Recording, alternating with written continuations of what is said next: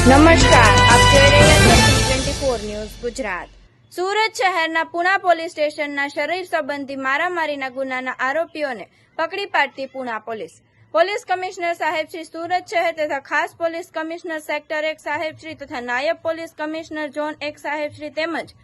મદદનીશ police commissioner Shri B division સાહેબ શ્રી નાઓએ શરીર સંબંધી ગુનાઓ તાત્કાલિક ડિટેક્ટ કરવા માટે આપેલ સૂચના અને માર્ગદર્શન હેઠળ પુણા પોલીસ સ્ટેશનના police inspector Shri VM Desai સાહેબ તથા પોલીસ ઇન્સ્પેક્ટર શ્રી આરએચ મોરી સાહેબ નાઓ પોલીસ સ્ટેશન વિસ્તારમાં કાર્યરત હતા। તે દરમિયાન આજ રોજ પોલીસ સબ ઇન્સ્પેક્ટર વીસી મસાણી સાહેબ તથા સાથેના સર્વેલન્સ સ્ટાફના પોલીસ સ્ટાફના માણસો સાથે પોલીસ સ્ટેશન વિસ્તારમાં શરીર સંબંધી ગુનાઓ ન બને તે અટકાવવા તથા બનેલ ગુનાઓને આરોપી પકડી પાડવા માટે પેટ્રોલિંગમાં હતા। તે દરમિયાન ગઈ તારીખ 7/4/2025ના રોજ પુણા પોલીસ સ્ટેશનમાં દાખલ થયેલ મારામારીના ગુનામાં